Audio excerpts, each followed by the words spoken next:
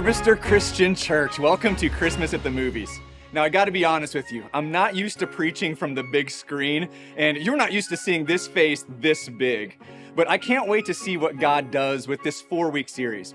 My hope is that we explore these familiar stories and you simultaneously encounter the truth of Jesus. Now, Jesus was a master storyteller. He would often use stories to make a point. Now, he didn't use movies. Hollywood wasn't around back then. I think we can thank God for that, right? But what he did do was tell parables. Parables were stories that individuals could easily relate to. And then Jesus would bridge that story to a new truth. And that's my hope for Christmas at the Movies, that we can use stories that we're familiar with and then bridge them to the truth of Jesus. And today, I want to start with a story in the movie called Wonka. Now, full disclosure, I have a love-hate relationship with the Wonka series. The original one was amazing. Johnny Depp starred in the next one, Charlie and the Chocolate Factory, and it was interesting, but when that one came out, my phone started blowing up with texts. And still, to this day, anytime a friend of mine watches Johnny Depp's Wonka movie, they text me this picture, and they say, "I didn't know you were an actor." Supposedly, I look just like the guy on the left, Mr. Buckets. What do you think? Yeah, me either. Now, who I wish I looked like was this guy. Timothy Chalamet stars in the latest Wonka movie, a prequel. It's the story how Wonka became Wonka. The story follows the young, ambitious Wonka as he sets out to achieve his big dreams. He desires to become the best chocolatier this world has ever seen. And along his way, his dreams face many challenges and setbacks. The community challenges his dreams. They're challenged by a chocolate cartel. His dreams are challenged by Oompa Loompas. There are financial setbacks and even friendship setbacks. That's a story that I think we can all relate to, isn't it? I mean, show of hands, who here is willing to admit that life hasn't gone how you thought it would go? How many of you are facing a setback right now? Maybe it's a career setback, or maybe it's a calling setback. Maybe it's a relationship or your religious beliefs. Whatever it is, you sensed God was calling you to something, and whatever it is, it's just not going how you thought it would go. You're not alone. We've all been there. Friends, here's the truth. Setbacks are certain. Jesus tells us precisely that. He's upfront with us and he tells us in this life, we will face troubles. Here's the reality of life. It's hard. You're gonna mess up. Someone else is gonna mess up and it's gonna impact you.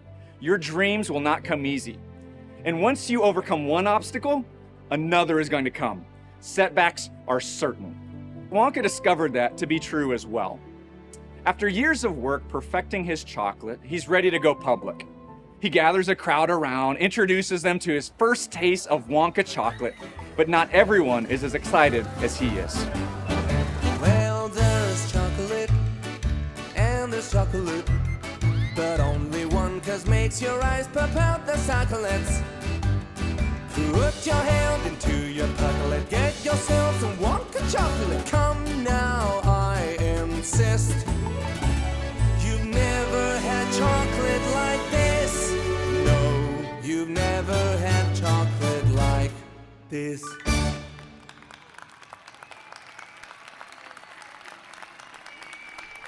Thank you. Miss Bonbon, Yes, Mr. Slugworth? call the police. Very good, sir. Well, who wants to try one? I will. Mr. Slugworth, sir. Excuse me. Mr. Fickleboomer. And Mr. Prognos. What an honor. Ever since I was a little boy. That is quite a handshake. It's a business handshake, Mr. Wonka. Lets people know I mean business. Now, come along. Let's try one of these so-called hover chocks.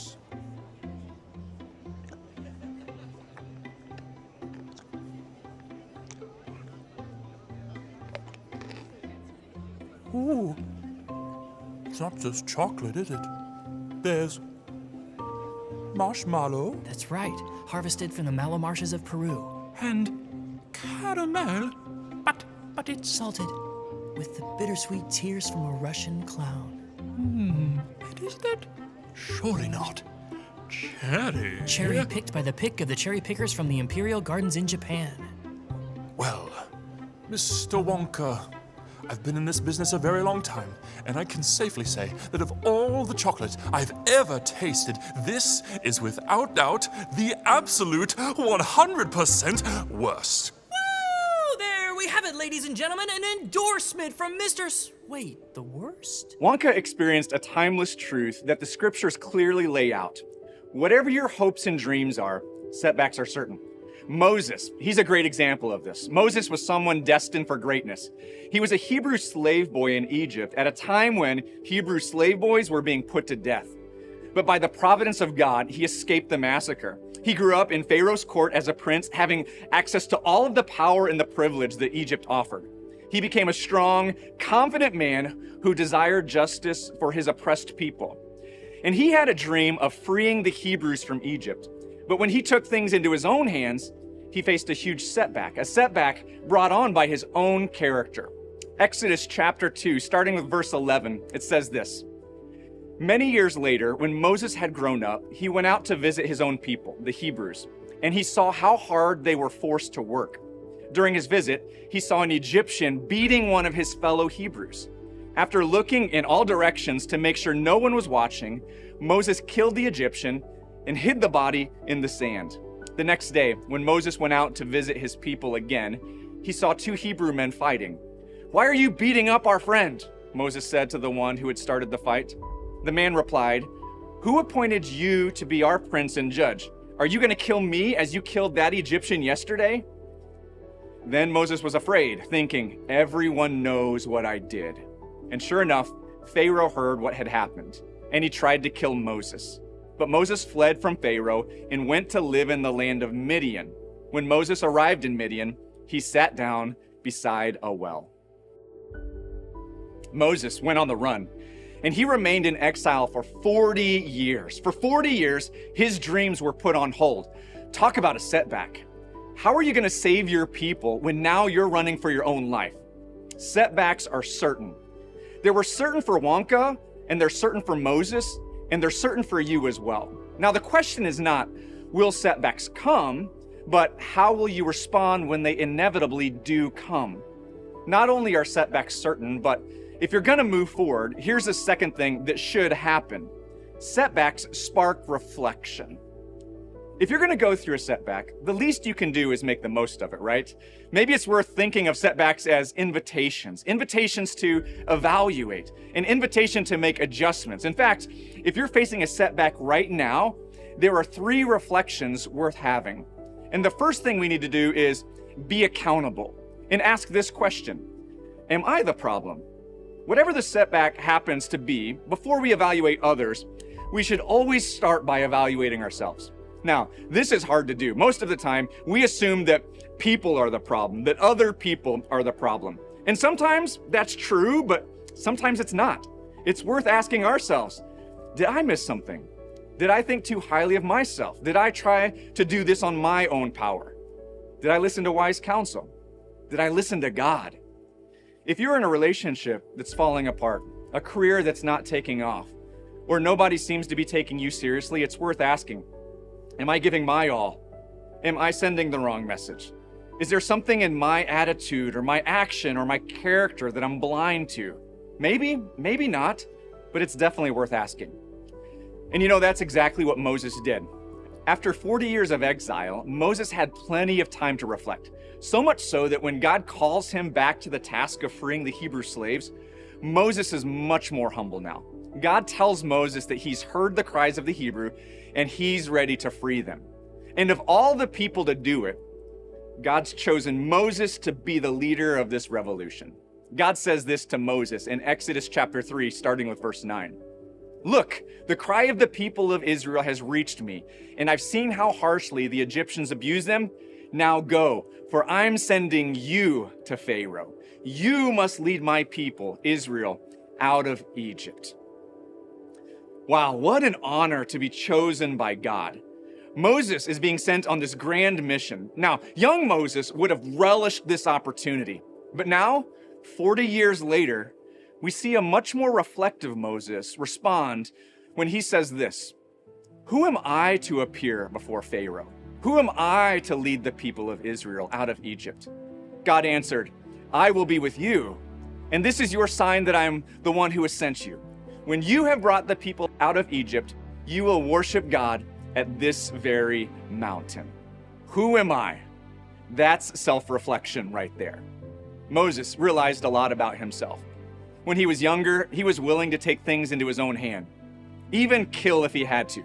But now, as a more reflective person, he realizes that he's not the superhero he once thought he was. So he responds to God, "Who am I? Who am I to appear before Pharaoh? Who am I to lead your people?" And because of this attitude, power shifts from Moses' hands to God's hands. And God tells him, "Yes, that's exactly what I want to see in you. Now we can do this together. And someday, at this very mountain, together, we will celebrate that victory. Not your victory, but our victory." Church, if you're facing a setback right now, would you stop and consider this? It's okay to not be the hero. It's okay to ask for help. It's okay to let God know that you can't do it alone. He's ready and willing to join you. A second thing we need to do during setbacks is this: to make adjustments and ask, am I willing to change the plan? Now, is there anyone who's like me and you're just hard-headed? I gotta be honest with you. I hate changing my plans. And the reason I'm doing what I'm doing typically is because I put a lot of work into figuring out how to do it this way. And when I find out it doesn't work, I have difficulty shifting gears. I tend to stick to my guns and fight for my cause and never let them see me sweat. And if all else fails, well, it usually does. And because of that, I'm learning to be more nimble in life, to listen to others, and to adjust my plans because of it. What if we viewed setbacks like a halftime, not the end of the game? If a setback is only halftime, you can adjust and get back out there for the second half. And you know, that's exactly what Willy Wonka does in this movie. After these setbacks, the chocolate cartel succeeds in ridding their town of Wonka and sending him off to exile on a ship. And while he's sulking about this setback, an Oompa Loompa shows up in the midst of a breakthrough. Oompa Loompa Doompa-Dee-Day. When I awoke, they sent me away. I'm disgraced, cast out in the cold, till I've paid my friends back 1,000-fold. So glad you're here. I'm not going to let you out of my sight, Willy Wonka, not till you've paid your debt. But I bring glad tidings on that score. What's that? I've been doing my sums. One more jar and we even. Or, if you prefer, I will accept half a jar of those rather amusing Huffatucks. You're out of luck. I don't make chocolate anymore. Oh dear, please don't tell me you're going through with this ridiculous deal. I have to, for Noodle. I promised her a better life. I pinky promised. You should stand up to these bullies. Give them the old 1-2. That's what an Oompa Loompa would do.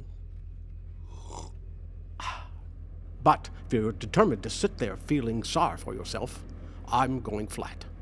Good night, sir.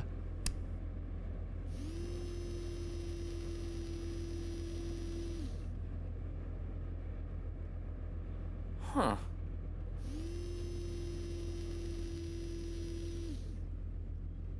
What is it? No, nothing. Well, it's obviously something, because you said, huh. I'm sorry. Forget it. Very well.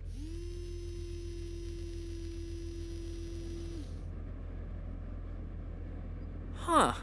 Oh, you did it again. Tell me what it is, or I shall poke you quite viciously with a cocktail stick. Look, where Slugworth shook my hand. His ring left a mark. See? It's an A, surrounded by S's. So what? His name is Arthur Slugworth. It's probably a family ring. Yes, but Noodle has one just like it. Noodle? Uh-huh.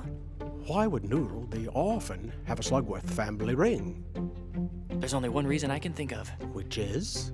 And if I'm correct, Noodle could be in grave danger. Well, come on, Wonka. Spit it out. Produce your owl pellet of wisdom. There's no time. I gotta get back. Captain! Wonka? Often, after a setback comes, there's this moment of clarity that can lead us to a willingness to step out in faith.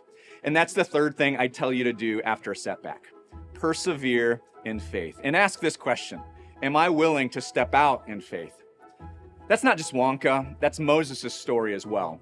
After Moses' earlier setbacks, Moses accepts God's call to lead the Hebrew people out of slavery. And you know what happens next? Moses goes to Pharaoh, and what does he say? Pharaoh, Pharaoh, oh baby. Yeah, he says, let my people go. And you know the story. Pharaoh refuses, and then Pharaoh's hit with a plague. So he decides to let them go and immediately changes his mind. So God and Moses hit him with another plague. And this doesn't just happen one time, but it happens over and over. It happens 9 times. There's the plague of blood, frogs, gnats, flies, livestock, boils, the plague of hail, locusts, and darkness. And each time, Pharaoh chooses to release the slaves, and then he changes his mind. But what I'm more impressed with is Moses' decision to persevere anyway. After 9 setbacks, Moses keeps stepping out in faith, putting his own neck on the line, and then finally, after the 10th plague, the death of firstborns, Moses sees his dreams of freeing the Hebrew slaves become a reality. Some of you, you're one day away from seeing God deliver you from a setback.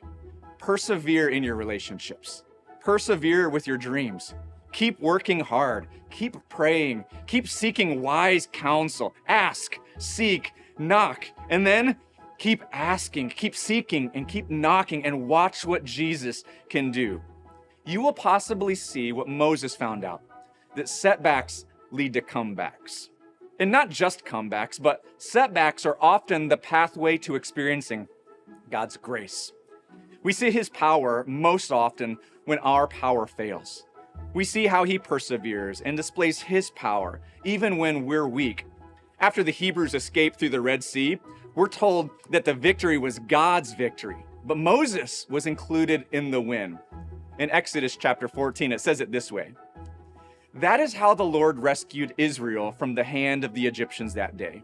When the people of Israel saw the mighty power that the Lord had unleashed against the Egyptians, they were filled with awe before him. They put their faith in the Lord and in his servant Moses." Moses' greatest comeback came at the Red Sea when it wasn't Moses who proved to be powerful, but God who proved to be powerful. Imagine what God could do if you persevered and invited him into your plans. After setbacks, Wonka caught a new vision, a vision for a comeback. And the vision was bigger than just a simple storefront, but a whole kingdom of chocolate. It's a shame you have to go. If I'm gonna share my chocolate with the world, I'm gonna need more than a shop. I'm sure you will. I'm gonna need a factory. Good luck with that. And someone to head up the tasting department. The tasting department. Come with me, All right. and you'll be Where? in a world of pure imagination. It's a ruined castle. Take a look, and you'll see into your imagination. Frankly, I'd rather doubt it. We'll begin with a spin, traveling in the world of my creation. What we'll see will defy explanation. That does defy explanation. If you want to view paradise, simply look around and view it. Anything you want to do it. Want to change the world, there's nothing to it. Not bad. There is no life I know to compare with pure imagination. Living there, you'll be free if you truly wish to be.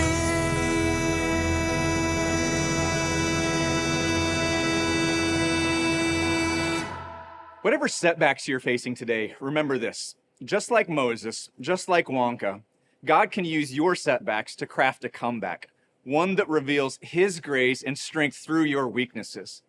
I know it's hard to imagine that God can turn it around, especially when you're in the thick of it. But here's my prayer for you this Christmas season, that you would look to God again. For some of you, it's been a long time since you've brought your problems, your pains, your setbacks to God, really brought them to God. Instead, you've chosen the easy path of, I'll handle it myself.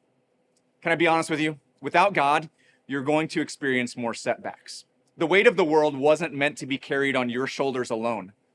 But what if this Christmas season, your setbacks could lead to a comeback? What if this Christmas you invited Jesus into that very setback? Because let me tell you something about Jesus. He's the king of comebacks. After facing the greatest setback of all, death on a cross, he made the greatest comeback of all when he rose from the dead 3 days later.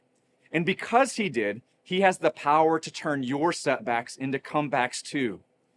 Friend, it's possible, but it's only possible when you invite him in. So this Christmas season, would you give Jesus a second chance to enter your story? Because when you do, he will give you one too. Setbacks are inevitable, but they are not the end of the story. They can lead to breakthroughs if we're willing to reflect, adjust, and then step out in faith. Willy Wonka had to face his setbacks before he could find success. Moses had to face his failures before he could fulfill his calling. And you, whatever setback you're facing right now, know this: God's not done yet. Don't give up. Take a step of faith and trust that he's working, even in the midst of your setbacks. As we close, I want to leave you with Jesus' words in John chapter 16, verse 33. In this world, you will have trouble, but take heart. I have overcome the world. Jesus has already won the victory, and through him, you can overcome any setback you face.